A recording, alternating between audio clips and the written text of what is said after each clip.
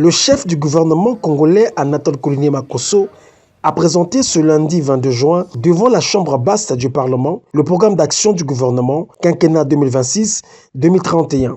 Après la réussite des 12 batailles, l'action du gouvernement se focalisera autour de 20 missions, un exercice constitutionnel d'un engagement politique qui va se poser sur le projet de société du chef de l'État congolais, Denis Sassou Nguesso. Il vous souviendra qu'alors qu'il venait fraîchement d'être proclamé vainqueur de l'élection, le président de la République, s'exprimant devant la presse, avait déclaré, je cite, « Le peuple a fait sa part. C'est à nous de faire la nôtre. » Fin de citation. La nôtre, nous allons la faire en mettant en œuvre son projet de société. Celui-ci s'articule autour de 10 priorités, dont la mobilisation des ressources, le capital humain, la lutte contre les dérives administratives, la relance économique, l'agriculture et l'industrie, l'emploi, les infrastructures, l'innovation, les droits sociaux et l'environnement. S'y ajoutent 6 axes: sécurité, modernisation de l'administration, aménagement du territoire, commerce intérieur, tourisme et diplomatie économique. Ces orientations reposent sur 4 conditions préalables: paix, état de droit, civisme et décentralisation.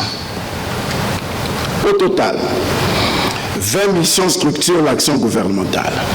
Pour mettre en musique les 20 missions, le Premier ministre veut premièrement mobiliser les ressources financières publiques sur la réforme fiscale, la digitalisation du recouvrement, les financements innovants à travers les partenariats publics-privés, ainsi que la valorisation des ressources naturelles. En outre, le gouvernement Makosso III ambitionne de relancer la discussion avec le Fonds monétaire international afin de négocier un nouveau programme. Première mission, mobiliser des ressources financières publiques additionnelles. 4 leviers structurent l'action gouvernementale. Le premier est la réforme de la fiscalité, fondée sur la simplification du système, la digitalisation du recouvrement et une plus grande équité contributive, avec pour objectif d'atteindre à moyen terme 5 000 milliards de francs CFA de recettes annuelles.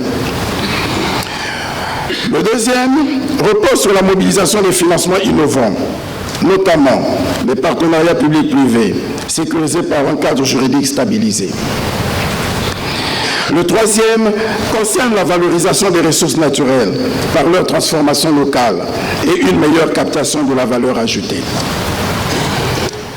Le quatrième porte sur le refinancement de la dette intérieure et de marché par le reprofilage des échéances courtes en maturité longue afin d'améliorer la soutenabilité budgétaire. Dans cette dynamique, le gouvernement engagera un nouveau programme économique et financier avec le Fonds monétaire international, visant à approfondir les réformes structurelles, consolider la confiance des partenaires et respecter les engagements sous-régionaux dans le cadre du programme de réforme économique et financière CEMAC. Une présentation qui a ravi les élus nationaux qui attendent cette accélération avec impatience. Nous voyons que le gouvernement est totalement engagé à pouvoir répondre aux doléances et aux préoccupations du peuple congolais à travers la matérialisation en programme de gouvernement du projet de société, l'accélération de la marche vers le développement.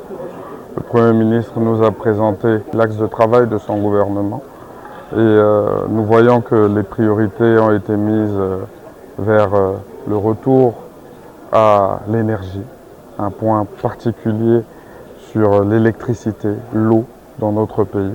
Il va falloir, le gouvernement est engagé à régler ces problèmes-là. Un regard particulier aussi sur les problèmes sociaux que connaissent nos populations, mais aussi une ouverture sous-régionale à travers des infrastructures qui vont nous permettre de pouvoir nous relier à nos voisins les plus immédiats, mais aussi les infrastructures locales pour pouvoir relier tous les chefs-lieux à la capitale, Brazzaville. Nous, en tant que représentation nationale, nous ne doutons pas de la parole du Premier ministre, mais nous attendons le gouvernement aux actes. Et ces actes doivent être posés de façon concrète parce que l'objectif d'un gouvernement, c'est de régler les questions qui se posent aux citoyens. Les 20 missions du gouvernement tournent autour de l'économie, l'emploi, les infrastructures, la gouvernance, la sécurité, la recherche, la décentralisation, l'environnement et la protection sociale.